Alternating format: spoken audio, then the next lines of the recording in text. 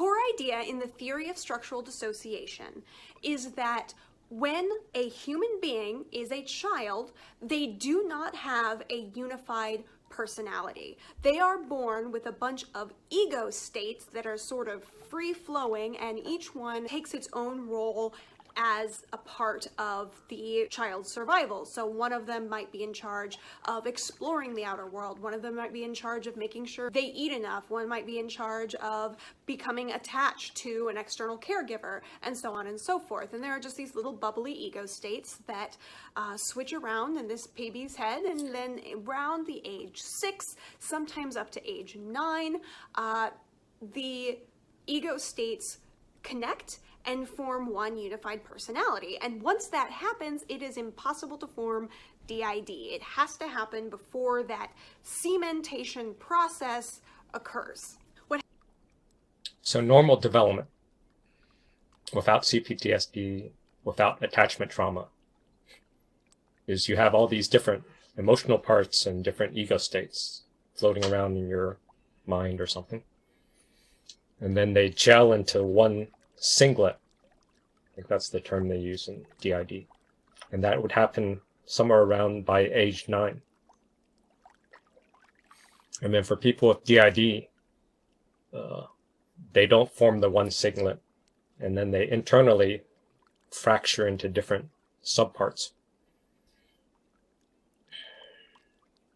What happens with DID is that repeated severe trauma makes it so these little ego states have basically conflicting interests. So one ego state might see caregiver as the source of food. The other ego state sees caregiver as the source of danger. And so these two contrasting ideas So at DID, they would split with two different parts. But with codependence and narcissism, they might create a false self and then fixate on attachment and forget about food. Oh, that's kind of cool. Forget about food. See, no food. So they'll turn the food part into a shadow part, EP, and they'll create a fake front, parentified attachment part. Forget your needs. Focus on attachment trauma. cannot integrate together, and so they stay separate. These separated ego states, these disconnected parts of... So DID, they would separate those two parts. I'll make an argument that codependents and narcissists would disown or shadow throw their need parts, I matter parts, into the shadow, and then put attachment, a false ego, a false self, on how to parentify the parent or how to soothe people's emotions to make sure your attachment is secure. So you still have a fractured ego state before age 9, but instead of doing DID, where you separate all those different needs inside your head with different subpersonality, you fixate on attachment. And your attachment fixation is externally. You're trying to externally contain, where DID is internally containing.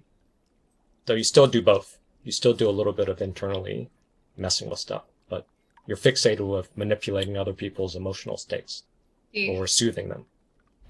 Is the one that's the forward front always the attachment one? Well, that'd be your ANP, your apparently normal part, your most prominent role, your superego, so your public role of navigating the world. That'll fit in more. Right now, we're just trying to get framework. So does this seal the external locus of control? Well, that's where it's external. So DID would be worried about external trauma, but they would internally contain with fragments, different parts in their head, where a codependent and narcissist would focus on other shared fantasy. In order for your fantasy to make sense, you have to con somebody else to join you in the fantasy. or you have to join their con of a shared fantasy. You're containing through external locus of control, through shared fantasy. Well, to get what? Comfort? To Validation? protect Whatever. protect your trauma. Your traumatic memories are stuck in your 'Cause past when because you that- can't process it. When that bubble That's coming pops- later. I get it. I'm still thinking of the bubbles. So for me, I'm like, okay, if that one's pushed forward and it's happy, then this one, you don't care, it's gone. Well, let's throw this map. This isn't perfect, but this is just for DID. And so this is supposedly a normal person. Who knows if that's true? So the superego would be the ANP, and then ANP would have a trauma. So one trauma, somebody with PTSD, one incident, would have their superego, ANP, an apparently normal part.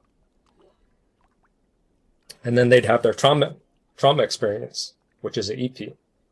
So when you have a traumatic experience, it's an experience that your superego can't process. So it gets it fragments in memory, and you get this one little memory gap or hole or spiraling, ruminating. Eric mentioned that. So simple PTSD is this. Complex PTSD, borderline personality disorder, OSDD, which is otherwise specified dissociative disorders, which there's very little research on because all this is subjective. You'd have one main superego, complex PTSD. Then you'd have multiple sub-EPs. Some might be like really inner child 5-year-olds, or some might be teenagers. Some might be all kinds of fragmented traumas in your shadow. Secondary structural dissociation. And I'd argue that maybe you can have in between EP and ANPs. So you have some advanced EPs that have some level of public interaction. And you'd have some EPs that are very narrow, only one incident, like a robot. And then the DIDs are tertiary over there. And a DID has multiple ANPs. So that's altered states. ANP is a Yeah, we'll Yeah, cover what Sure. that means in the video. That's the second Yeah, half of the because that's- video of ANP and EP. And we'll repeat it later. And Chaitin's helping. So DID is a person who fragments their psychology, their inner world, and they have different alters. And the different alters handle different things, different stresses. And then some alters or EPs will try to protect or persecute inner children, emotional parts, which are emotional flashbacks. Using Grandin terms, you have emotional flashbacks that makes you relive the experience. And you ruminate and spiral, and then you have a fight between your superego and your flashback. But there could be multiple parts in there, ANPs and EPs. This is available at the webpage. I'll give you this link so you can research it. And there's terminology, because there's a lot of terms. So at that webpage, there's a glossary of terms, in addition to this diagram and some other stuff. Let's go back to the video. Where is it? I lost it. Why did it change screens? Damn you.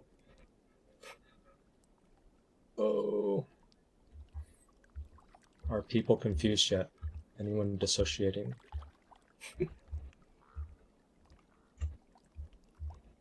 Well, I'm let me raise dissociating. my hand. Let What's me your raise hand? well, Raise let your me hand. raise my voice. Okay. I am disassociating. Okay. That- Is that new or different?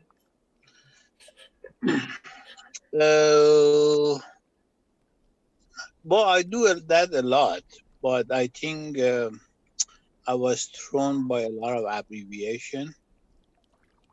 Abbreviation? What do you mean? I was trying to figure out what is ANP and EP, and so I missed half of the first half of what you were saying. So, That's okay. You don't. But- There's no emergency here. This is being recorded, so you can review the recording. oh, And this link is on the webpage I just gave you. And the pictures I showed is also on the webpage. So there's no hurry. I am a trial. This will and take some error. time to digest. But if you can get this, I think this will make you understand your inner chaos a little better. And then you can navigate your dissociative states. That I have no doubts. Thank you. Okay. So now we go back to the earlier question of what's ANP and EP. So I think she covers this in the second half. Self can get categorized into two different categories. One is called an ANP, which stands for apparently normal part. These are parts of self that do not hold trauma. So like me or like Daniel do not hold trauma. We are apparently normal parts. ANPs are the ones who are put in charge of outside living. So school and social life and work and rest and eating and, all those parts that every person needs to fulfill in order to live healthy and happy. Then there are Your ANP is not your authentic self. It's just the parts. It's a role. Yeah. So let's say you go to work and you're a manager. And you're at home and you're a wife or husband or dad. Is that a different role? Do you have some mental switch when you go to work or interact at work versus home? When you have that switch of going into that role, is that your authentic self? So your superego of how you navigate the world, your ANP, that's not your authentic self. It's closer to your authentic self, but if you just try to latch onto that as your identity, then you get in trouble, because your EPs and your other parts, when you integrate some of this unconscious content, then your ANP changes. Because now you have the experiences of all these fragmented memories and experiences, and you get more energy, you get more meaning. So your ANP absorbs and merges, integrates with your other parts, and your ANP changes. So if you think your current ANP is your authentic self, you're going to see integration as a threat.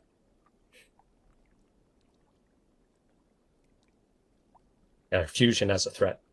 So then it mixes things up if you were to see that as that's your core self. Your true spiritual self is your pure being. That's at the core of yourself. That's not on these charts. Are you ready for EPs? So the ANP doesn't hold trauma. That's probably a good difference. ANP does not hold emotional pain. It does not hold trauma.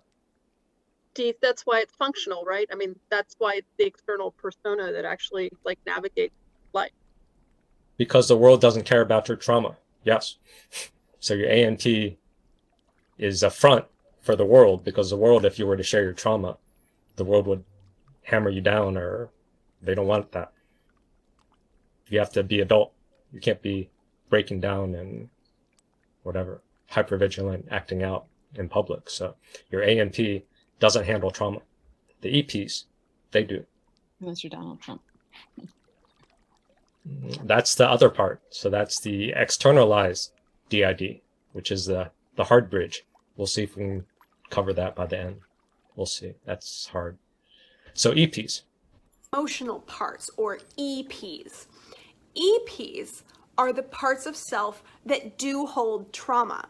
EPs can be more one-dimensional than ANPs. Some emotional parts are stuck back in the trauma, and their personality and their traits don't really exist beyond the trauma. They don't really have likes, dislikes, ambitions, stuff like that exist outside of the direct response to trauma memory.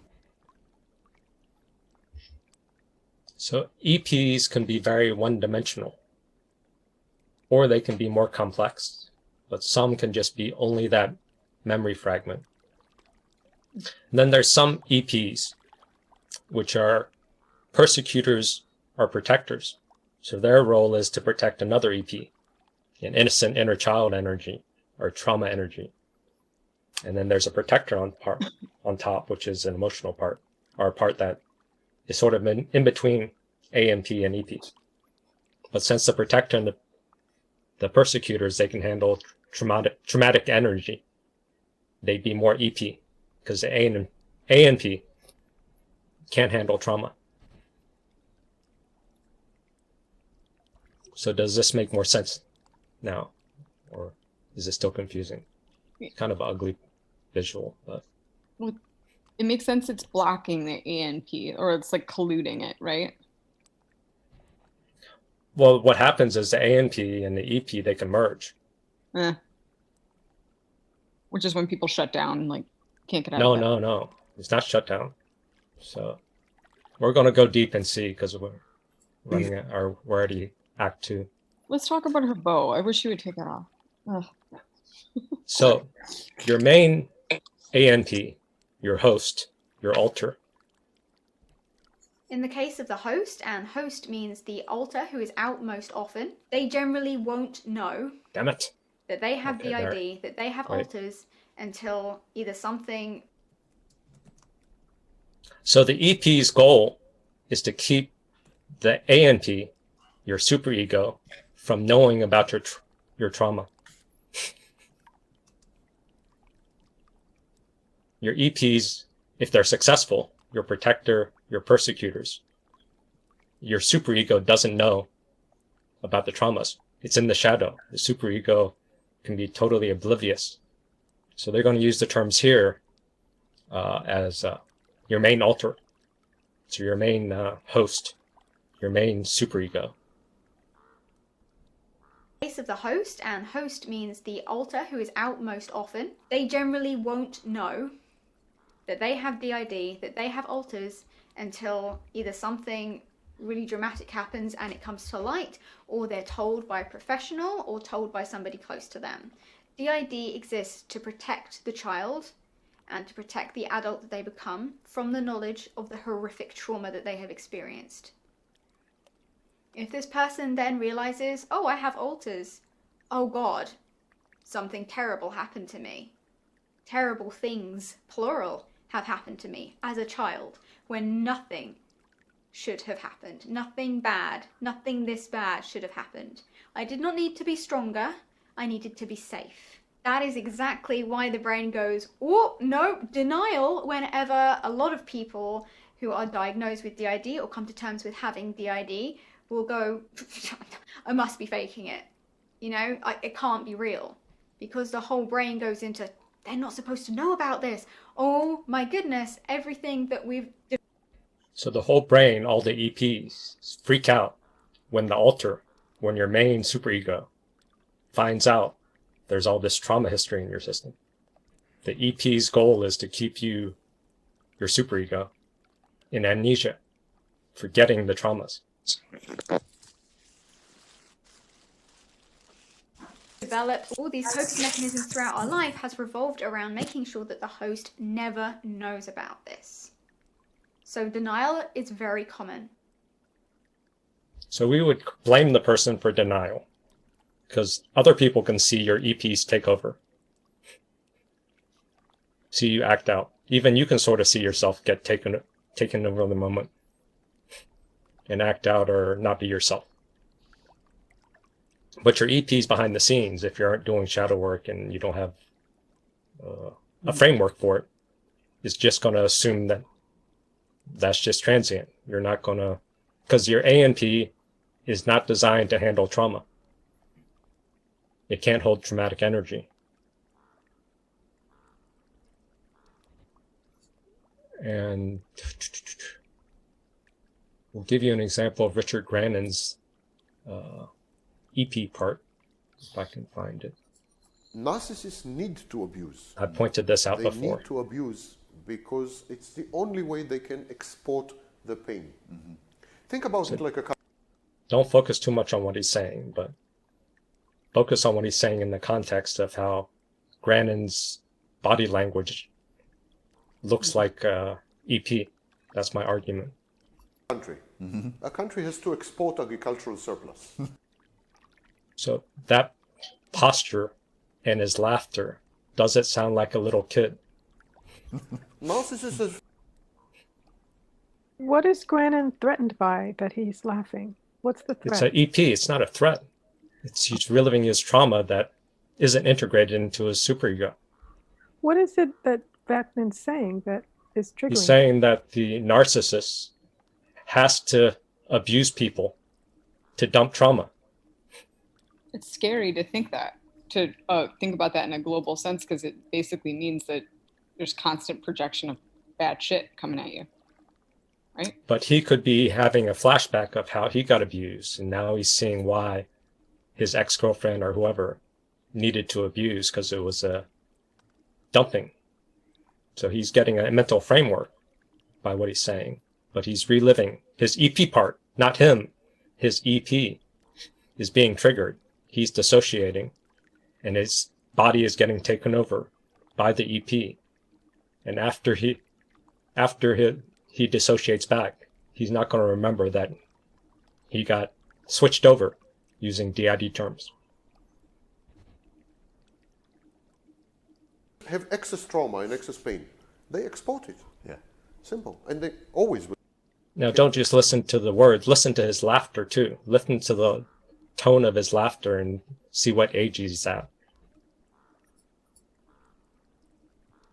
The only way they can export the pain.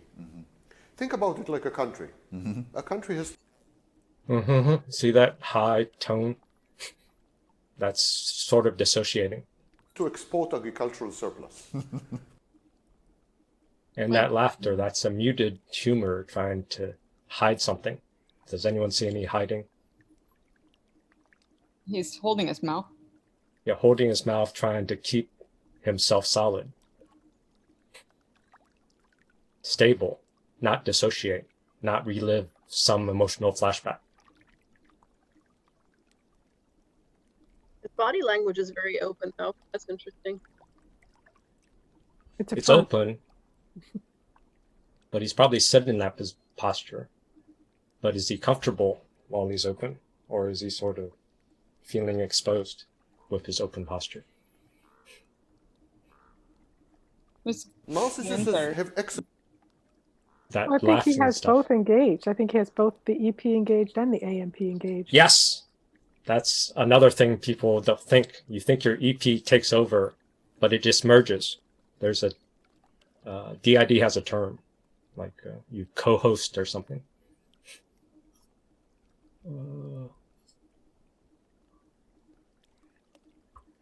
Singlet has co-fronting is when more than one alter is in control at the same time.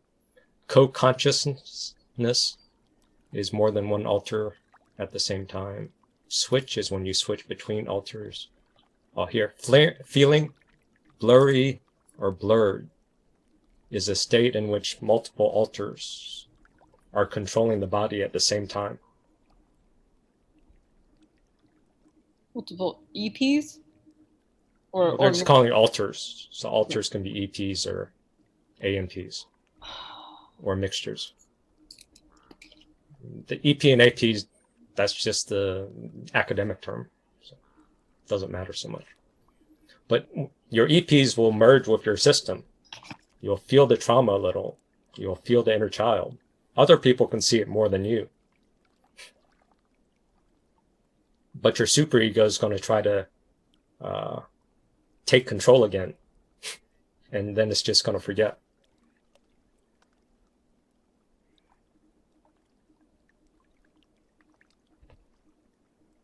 How's that falling? Okay, how about this, Gabor Mate?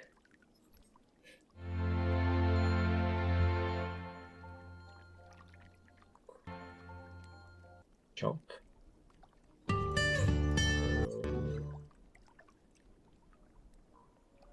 Every time I give a public talk, I never fail to mention this, and I think it's really worth noticing the very phrase acting out. When we talk about kids who are acting out, it always means that they do something bad. But if you actually understand the phrase has an English meaning. It is a very specific meaning. You act something out when you don't have words to say it in language. So that in a country where in a game of charades, for example, you're not allowed to speak, so you have to act out. The message has to be behavioral because it can't be verbal. So if we actually understood that children's acting out is in every case a message to do with the failure of the hierarchy to take care of them, then instead of punishing them for those behaviors, we would actually take care of them. Put them, as Gordon says, really put them in their place. And not in a punitive sense, but in the sense of in the place in the hierarchy. Then those behaviors would stop. And so acting out is when you lose language.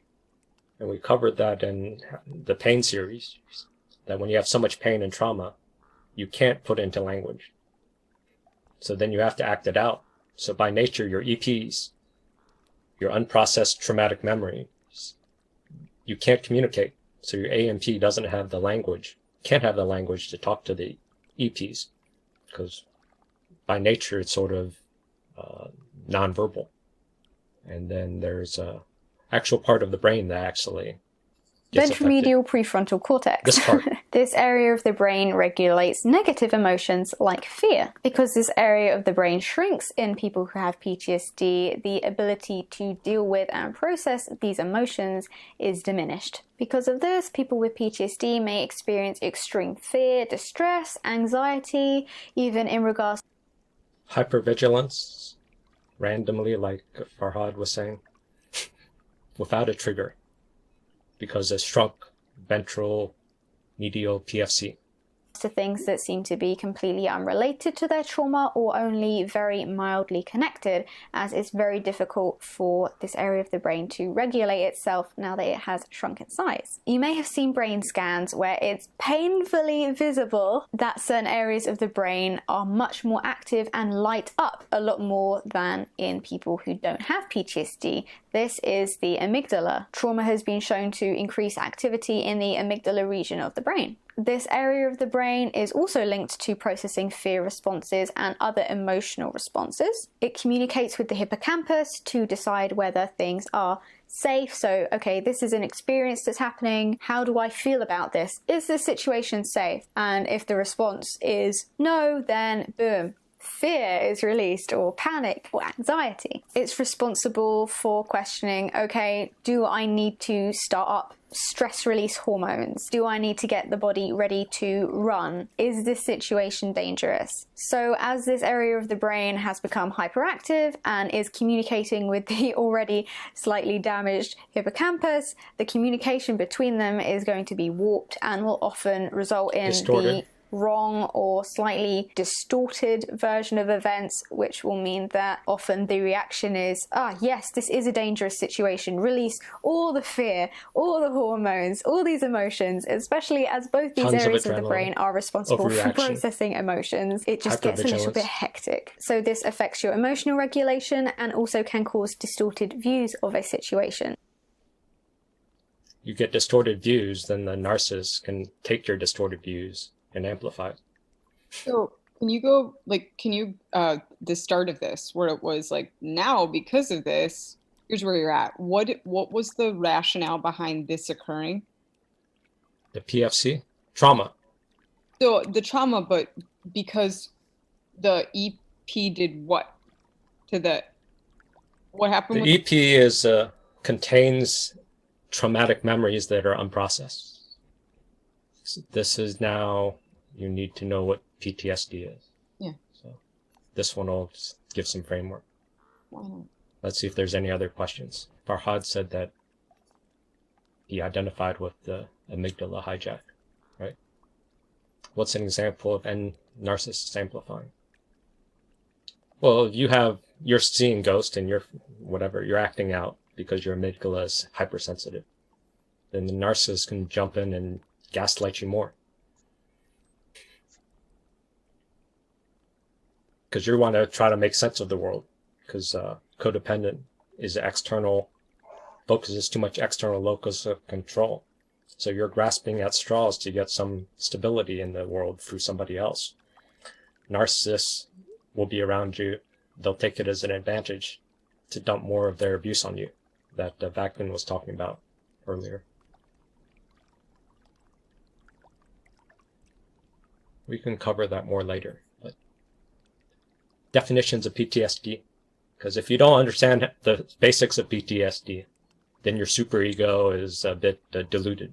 You think you can think your way out of trauma, or you think your way out of EP. But the EP and trauma are memory fragments that are unintegrated. So every time you re-feel that memory fragment, you relive it. That's your trigger. That's your emotional flashback. That's your hijack. Yeah.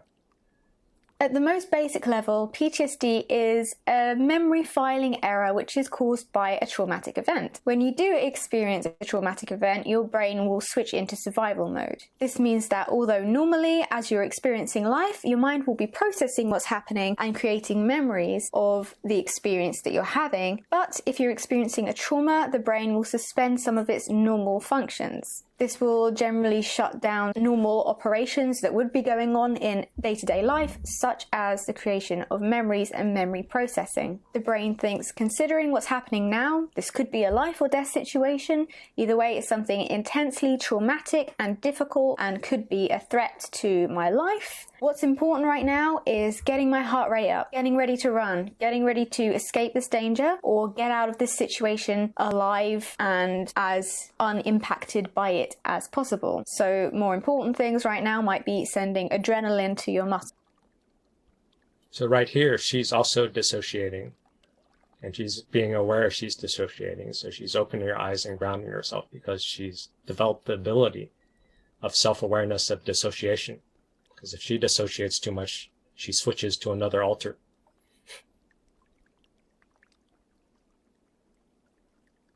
Which is useful to see DID people, because they're more exaggerated with their dissociation. Or for her, she's videotaped her switches, so then you can see her switch personalities, which is She's DID? a different topic. Yeah. Oh. But she's DID where she cares about reality testing. That's one of the things I found with a lot of DID people. They give you the research and they're trying to be very precise in what they're saying. Where codependents and narcissists are addicted to shared fantasy. So the references and the research is always typically fuzzy and abstract. With these DID people, they're very specific on reality. Having research, having evidence, being very precise. For example. So memory processing can take a back seat until we're out of this situation. So when you get PTSD, your normal memory processing, your normal experiencing gets put on hold. And you get a bunch of adrenaline and energy to fight the danger. Fight, flight, fawn, whatever. But those memories are still in your body, unprocessed. And then an emotional part forms to contain that memory, to give it a signature.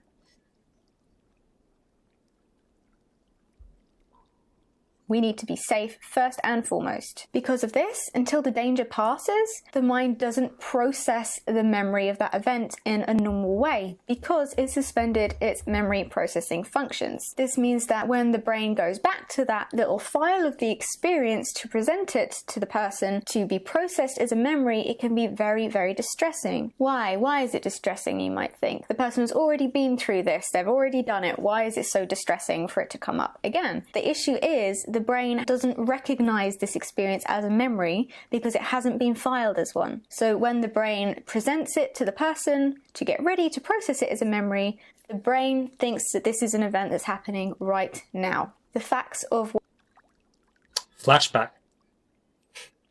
You have an emotional flashback, flood your system. You relive the experience. It feels like that trauma is happening right now, but you don't have context. Also, you get flooded with your ANP and your EP merging, combining. Multiple parts merge into your system, which adds more confusion because your superego is used to not having interference. What happened during the trauma will be relived as if it was happening in that very moment, which includes sensations, feelings of physical touch, sights, smells, sounds, taste, vision, movement, smell, all of it exactly how it was. And the brain isn't able to distinguish that this isn't happening right now because it hasn't been filed as a memory yet. This experience is presented to the mind in the form of a flashback, where you re-experience everything that happened during a trauma as if it was happening in that very moment. And you lose time because you go back to that time signature. You get dissociated from current time, so you can relive that and ruminate. It could be 10 minutes, 30 minutes, an hour. And you're also vulnerable because you're distracted by your reliving your memory. So the narcissist or somebody else can now mess with you.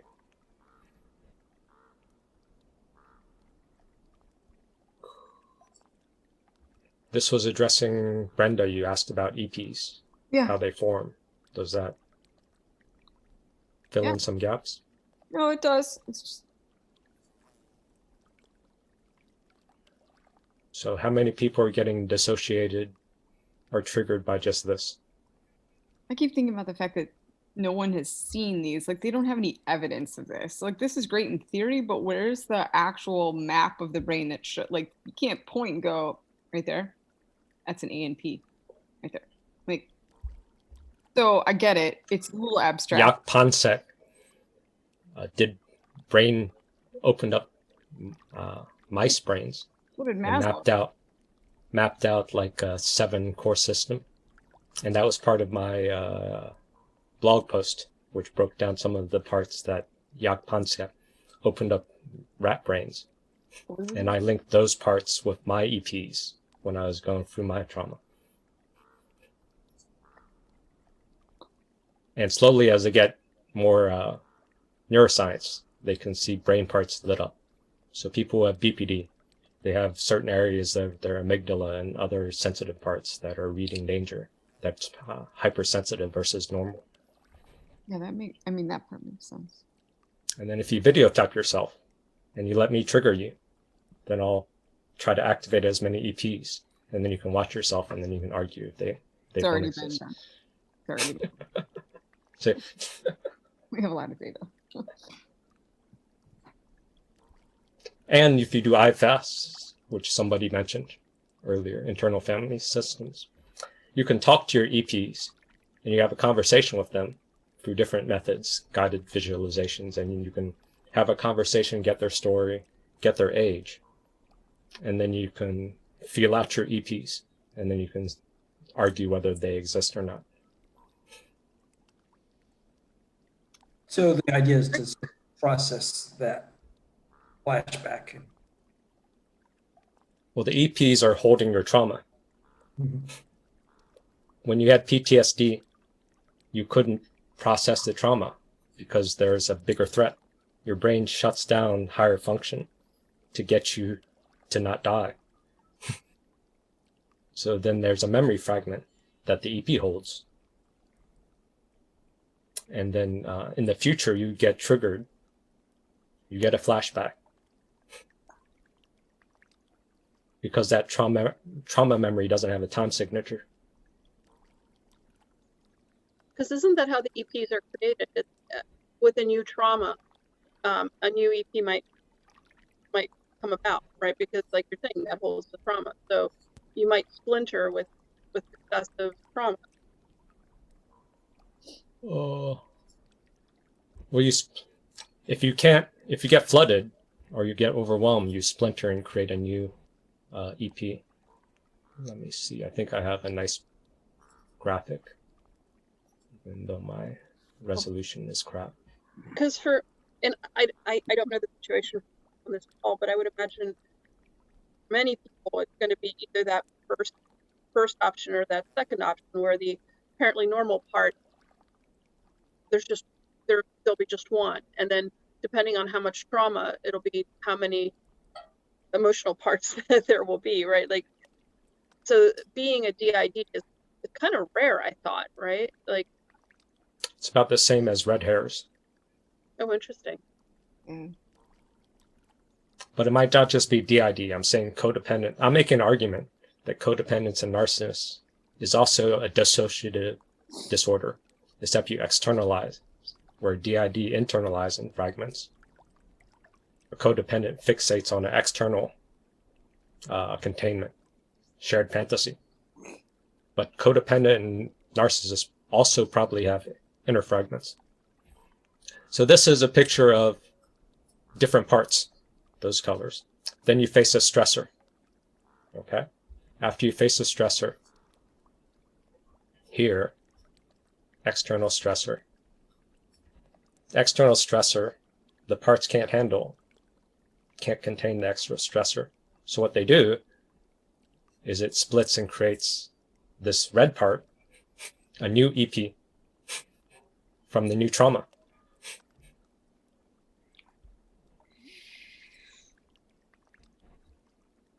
Oh. And then you can have what? Yellow holds memory of trauma, and then blue is denial of trauma. So blue could be the AMP or superego. This reminds me of Inside Out. Yeah, that's very common to IFS. So then the integration process is for the blue part to stop denying the existence of yellow, and then slowly they can integrate.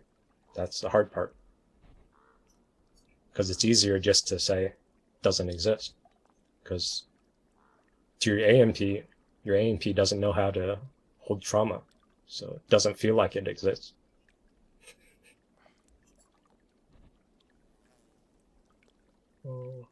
Oh, so let's see. So if blue tries to get yellow and it can't, so your AMP can't merge or integrate with your EP, it can form a green part, another EP. So your superego's awareness of your EP can create another EP, because it's traumatizing to know that you have a fucked up history that you didn't know about. So they'll create another EP to create another barrier between you and all your trauma. So, question about that. New split. It's very Brenda. so. Something that happened, and I think this is normal. People will, like, this happened with my experience. He was told he had all this stuff, and for like a little bit he owned it, only when it served him. And then the minute he was like out of it, free, if you will, I think it's dissociation, basically formed a story in which none of that was true. None of it was true. Like, they were all wrong because of this, and actually this is how it worked, and now I'm going to go over here and do this. Like, it was as if it never happened the way that it did. Like, what happens is people who have DID or narcissism, all the parts don't communicate with each other. So you can have parts that are totally oblivious to other parts. So a normal person would have all these parts merged together or somewhat communicate to each other. With DID or narcissism, or even BPD, maybe they separate into their own dots, their own worlds, so they don't naturally talk to each other. You can go to therapy, or you can go to other mechanisms to try to get them to build a bridge and talk to each other. IFS does that through conversation. So the parts are separate. They honestly don't know, because that alter is separate from the other alter, the other EPs. They're dissociated. They're not associated. They're separate. Well, so does the narcissist false self play a role in what Brenda's talking about in terms of keeping that, rewriting the history or keeping, it's the grandiosity or the grandiose self that. Well, that's diving into false self, which is more, it's not a DID framing. Though DID can have an alter, which is NPD. But the narcissist false self is sort of an externalized self, which is the bridge, which I was going to try to do at Act 3, which is almost here. So Yeah. I guess we'll throw that in. But So- we might do it in 2 weeks, because this is not, no one's done this. Well, maybe we Even should. though Grannon and Vaknin talked about dissociation, but they don't frame the healing in dissociative terms. They just try to fix the superego, or it's window dressing. You aren't addressing the EPs. The unintegrated parts, all your trauma parts, that's why you're fucked up. If your trauma parts are integrated, then you become more, your ANP becomes more you. And now you can grow up and become an adult and stuff. Let's see, where shall we go?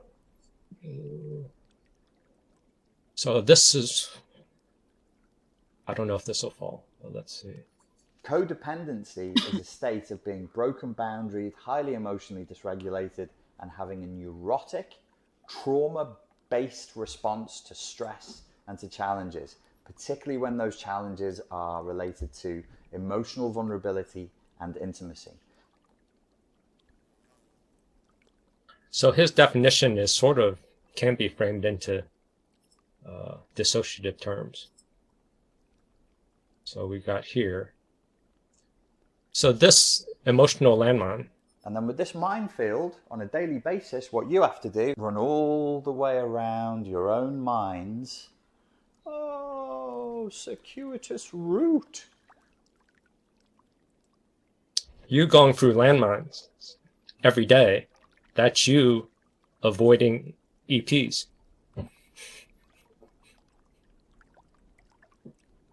You being this. This is codependency, ladies and gentlemen. It is a neurotic drive, no choice, no freedom, to serve, to submit. What are you to serving fawn, over? To supplicate. It is a terror of negative emotions. Negative in emotion. yourself and in others. What's holding negative emotions? What's holding the trauma? Your EPs.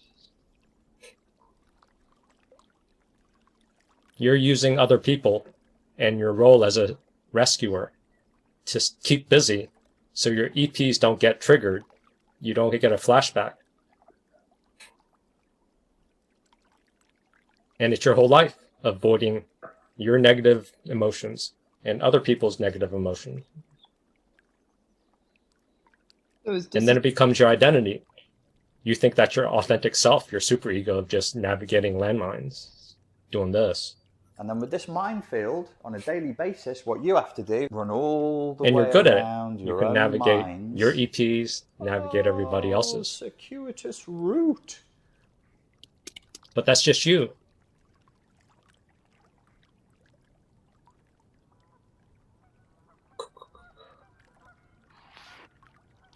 So Question.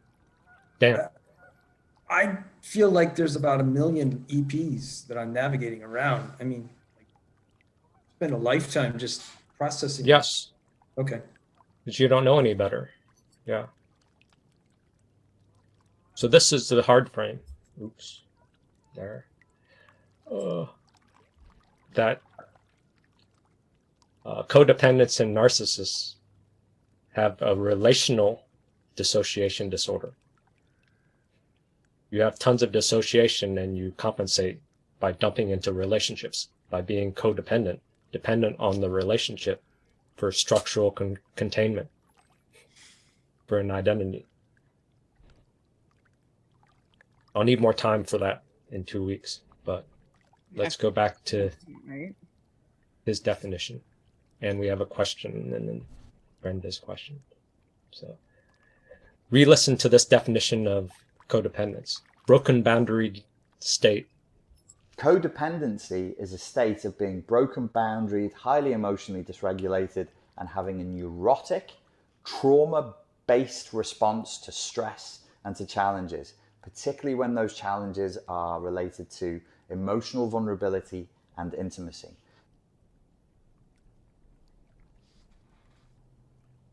All that's describing excessive dissociation, and excessive dissociation is describing tons of trauma, tons of EP parts that aren't integrated within your shadow. Does awareness of the AMP create an EP by dissociating from the AMP? Is dissociation also afraid of confrontation or avoiding confrontation? I would say the confrontation part, I was going to try to close with that. But... Sorry, I do that at work too. So there's a protector part that DID people have that's very strong, that I think codependents disown. You try to disown your protector. This is a protector part. Disowning the people are saying cruel things about you. Wait. And you can't help but take Too it many to heart. screens. Remember why you're here. And it is not for them. Jesus. You have value if people are saying. So this is Jade. This is one of her protector parts.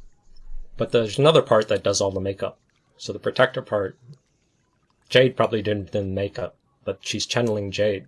This is a protector part of her little parts. If people are saying cruel things about you, and you can't help but take it to heart, remember why you're here. And it is not for them. You have value in yourself. You do not need to earn your value by proving anything to anyone. You were born. You were created. You were split. Whatever. You exist. Therefore, you are. You have value. Inherently. Do not forget your importance to yourself. And if you cannot find it, let the other people in your life show you. Fight for it. If you feel nobody is fighting for you, there is no therapist with stars in her eyes. What do? You need to fight for you. But please know that wherever you post about us on the internet, it will likely get back to us. We are people too, and we are doing our best. Lots of love, everybody. I call this part, when I integrated my protector part, the inner rebel. So my inner rebel came in line when I had to stand up to a BPD attack online. And I did the right thing, but that wasn't enough to link my protector part back. I needed somebody else who was a third party in private chat to say that this person, Solara, also did this BPD bullshit. And I could talk it out with this other person that Solara was distorting reality, gaslighting me in this public forum. And then when I made sense of it, then my protector part, not Jade, but I call it inner rebel, got integrated into my AMP. Here's another flavor of Jade. Littles who have no trauma, and they embody the childhood that we wished we had. So they are carefree, as children should be. They are joyful and trusting and happy. And I can speak. Now this is how you hold boundaries with your protector part from this state of energy, not from your superego that's trying to run away, navigating all the emotional landmines. From a protector part. This kind of energy. Or from disgust, the emotion of disgust for iPhone. For the rest of the system as well as myself when I say that I will do anything to keep them safe. I do believe that many of you are very naive about the kinds of things that can happen in this world, especially to children.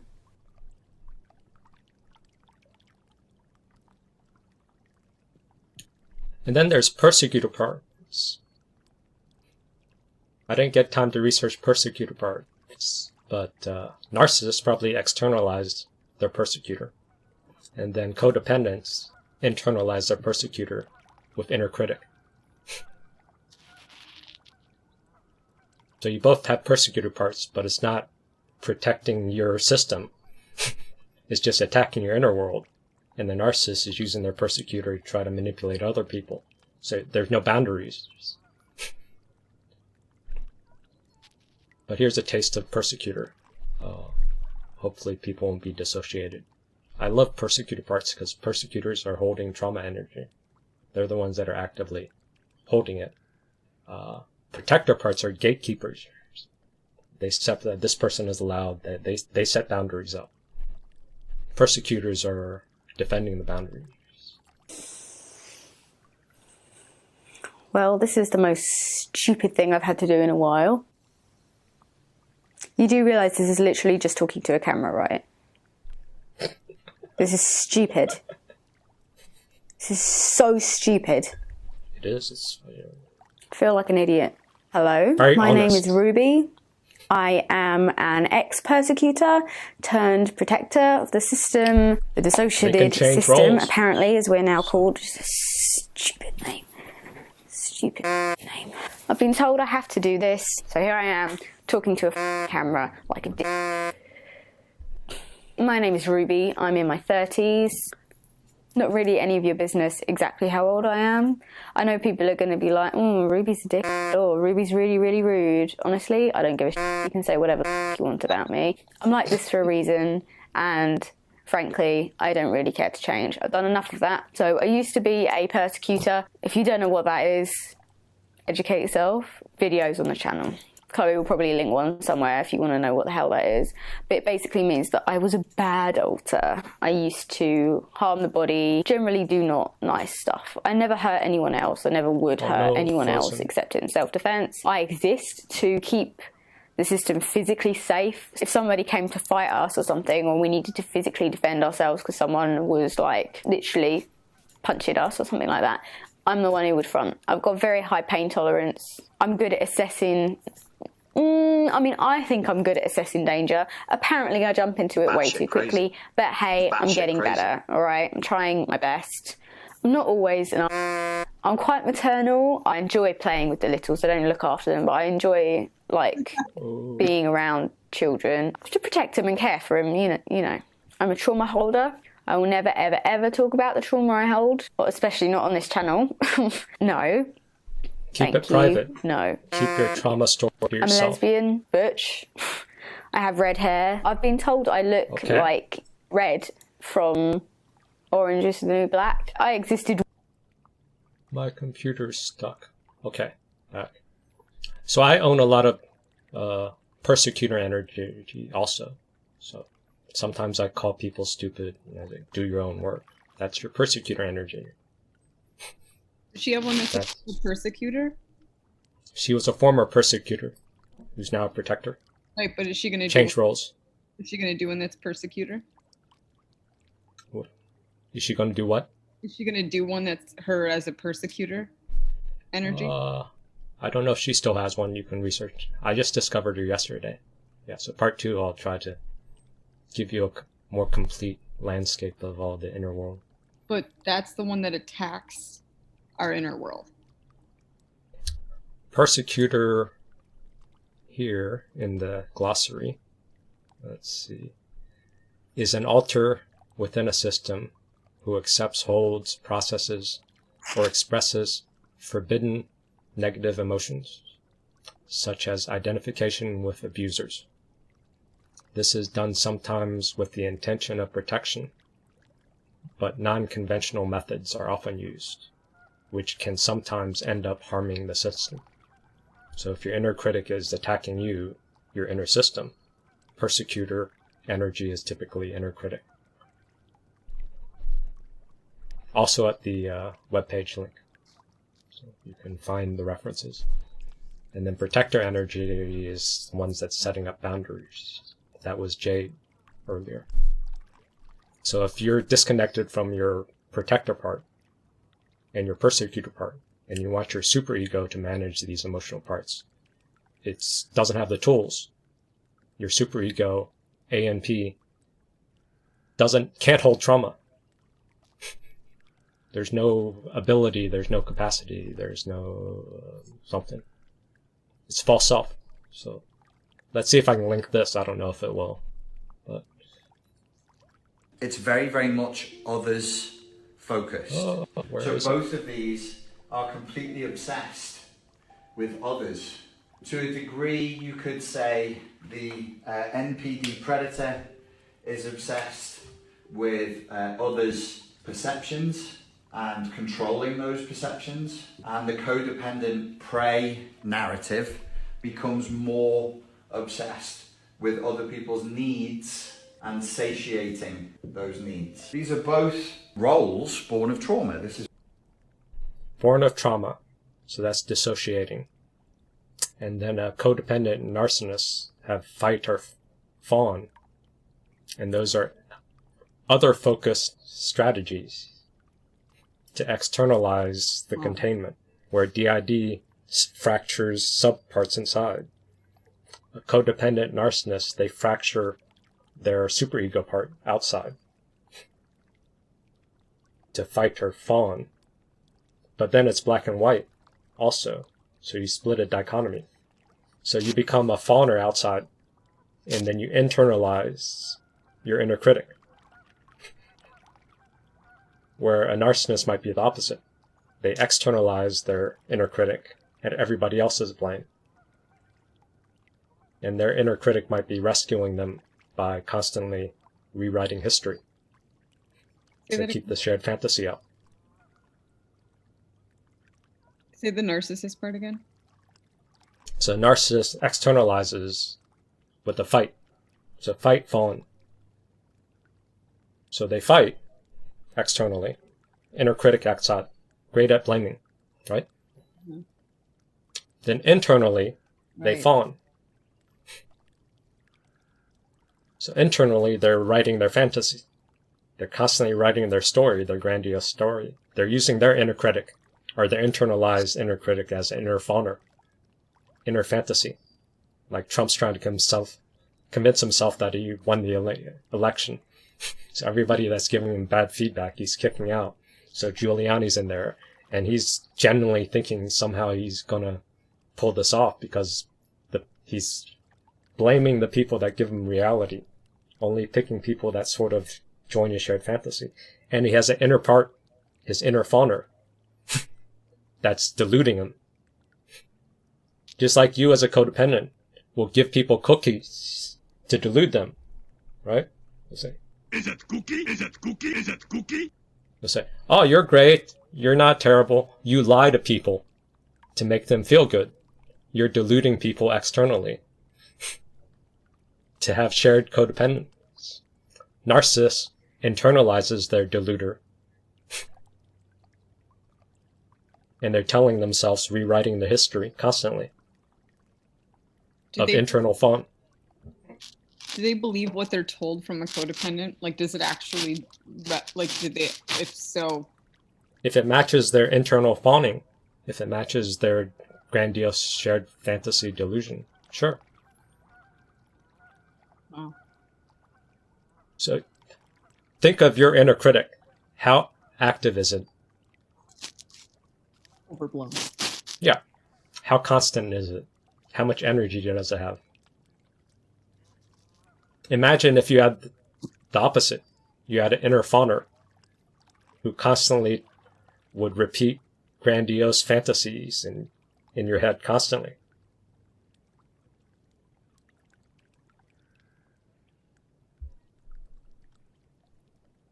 That's this part that you guys don't get, or you guys keep fighting.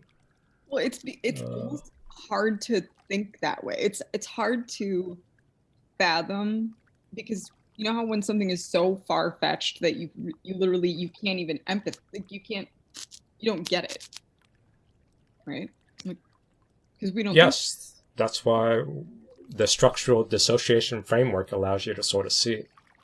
If you're a codependent and you're dichotomy, opposite of the narcissist, like he's describing here, You externalize your fawner. You internalize your critic. The narcissist just does the opposite. So the opposite, you can see their external critic. That you'll believe, right? That's easy to believe. The inner fawner, that's hard to believe. But they say it, like right here. He constantly rewrites it. He has like 200 versions of the same event. The constant rewriting is that inner fawner to rewrite the story to narrate that fits the grandiose story. He constantly rewrites it. He has like 200 versions of the same event. So you both are lost in fantasy, except it's a dichotomy where the codependent externalizes the fawner. Narcissist externalizes the critic. Both dissociative disorders, which I'll have to frame better in 2 weeks, because this is hard. Let's see if there's anything less than 10 seconds. Black and white thinking. This is a dichotomy, and nothing in the real world is a dichotomy. Only a child reduces the world to these simple dichotomous models. And let's see. If I'm so dissociative that all my hard disk is wiped clean once a year, why would I bother? So, narcissism is a dissociative disorder. He's described it multiple times. Then he says his hard disk is wiped clean. That's the memory gaps. But the memory gap is his inner fawner constantly going to try to keep the rigid map of reality constant. That's why they're distracted constantly, and you can use that against them. Because their inner rewriter is constantly trying to keep their narrative in check. So they're not going to see anything that doesn't match in the real world. So you just slowly position the environment to flood them and destroy their fantasy. To save files. Why would he bother with advice, with help, with strategies, with coping, with therapy even? Why would he bother with himself? If there's no self, no emotions, no empathy, no ability to interact meaningfully with other people. Nothing there. Nothing there. Just an enormous emptiness and void and deep space and howling winds in a hall of mirrors. Now, why is nothing there? He doesn't have a mechanism to integrate his EPs, to integrate his traumatic parts. Then he has no self. There's nothing there because he's rewriting. His inner fawner is rewriting constantly. And his EPs never get integrated. Codependent is navigating the emotional landmine, which is also avoiding the EPs. And then with this minefield, on a daily They're basis, doing this, what you have to do, run all but at least you're the way navigating around your own mind. EPs. Instead of like ignoring them, or Yeah. A narcissist is just like giant gaps because they're so distracted by the inner fawner. They're manipulating everybody else with their grandiose focus to get other people to fit to their shared fantasy. There's no space to navigate EPs. At least a codependent is navigating these landmines. And then with this minefield, on a So at daily least you have basis, some what you awareness have that to there's do, run EPs. all the way around Narcissist your own is not doing minds. this. They're not navigating. They're just running over other people's route. EPs, and they're oblivious to emotional parts. Therefore, they're hollow inside. Because without your traumatic memory, your memories, that's a giant part of your history.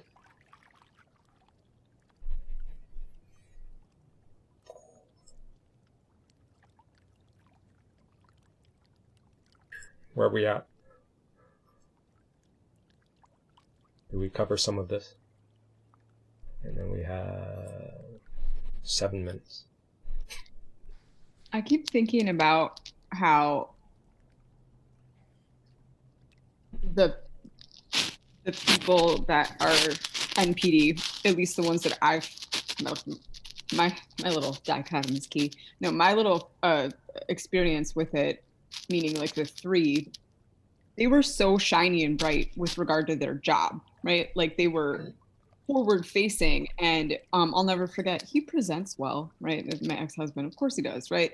So it's funny to me that so many of them are these like charismatic, driven people that are usually so bright they fill up a room.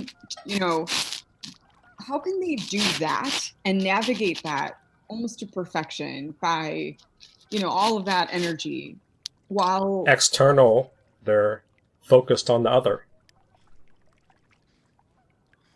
They're ignoring their inner parts. They're ignoring their inner world. it's like there's Excessively focused on the outside. And they practice. They look at movies, or at a prior meeting, some narcissists were told that, I was told that they watch movies and they just kept watching and just copied what the movie did, the scripts of the movie. Like a cold robot. Charm isn't hard now. Now you've got tons of YouTube video channels that tell you how to manipulate people.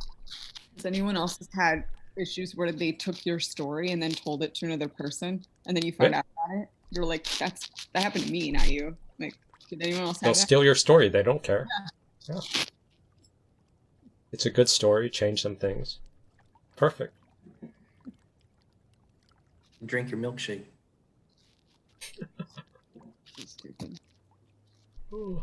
So where are we at? What's up? Ooh.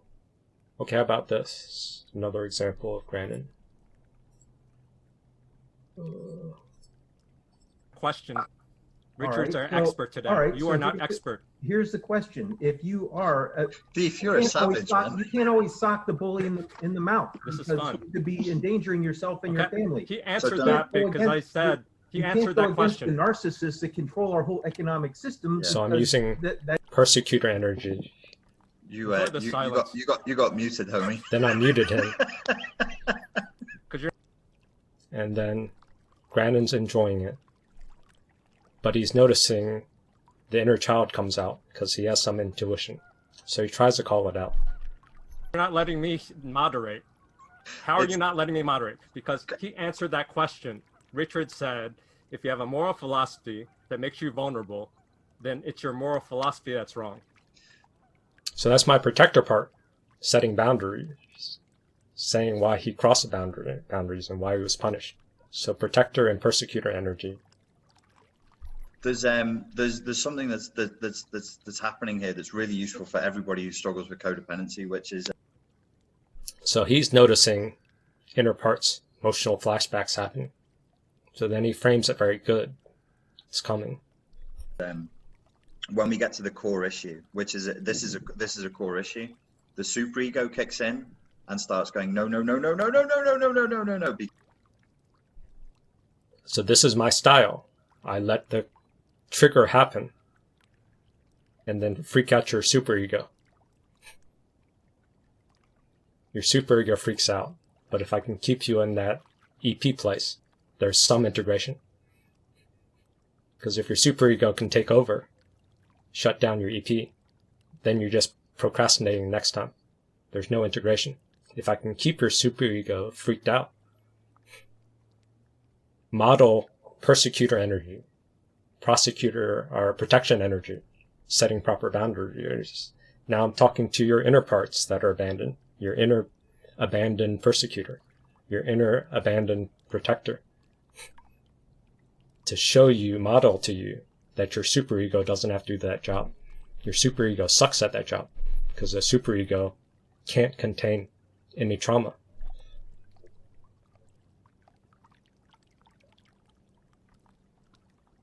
Because it's the taboo. We're moving into the area that's the taboo area. So as Alex says, it's like a triggering. We've What's hit a an taboo internal area? minefield. So you jump out of heart, which is where I'm taking you to, because I'm like, be red-blooded, fight, and you go, oh, no, that sounds dangerous. Whoop, straight up in. You jump out of heart. You jump out of your trauma.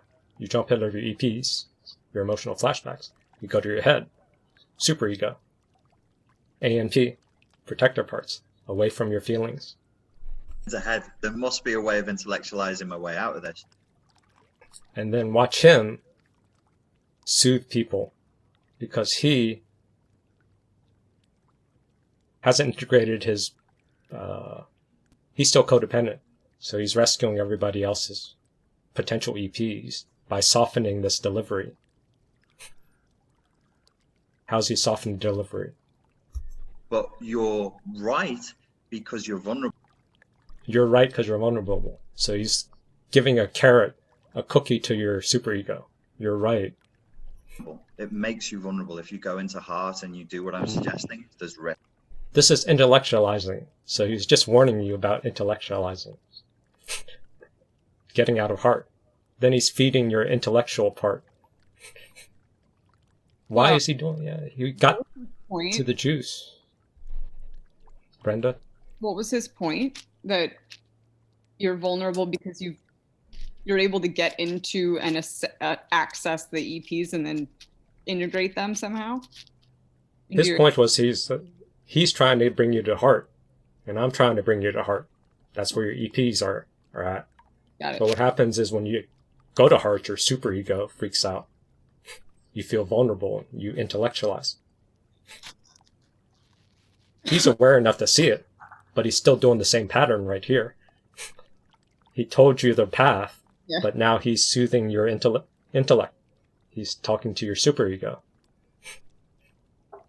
Because he hasn't fully integrated his EPs. I'm using EP inner rebel energy for protection and persecuting. I'm not using superego to hammer down on John. He's still using superego, or more superego. Oh, 7:30. We have another 20 seconds. Let's see. There is tremendous risk. And so if we're risk averse, that can be part of codependency. It's a risky world. It's a risky world. Now he's like comforting you. Oh, it's a risky world. Poor pitiful you.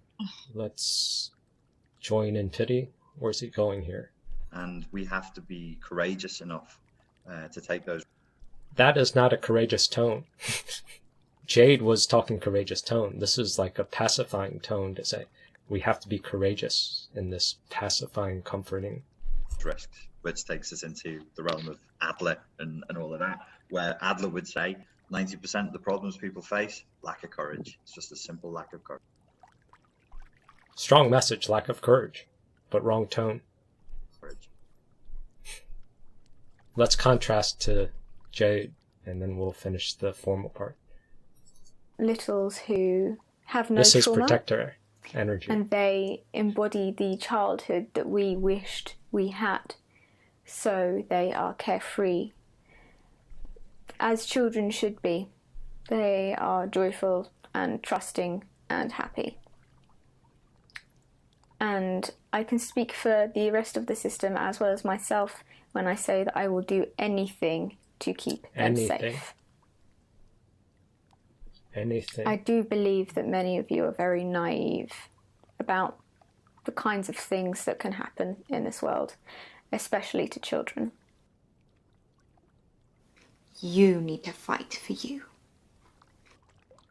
I will do anything to keep them safe. I will do anything to keep them safe.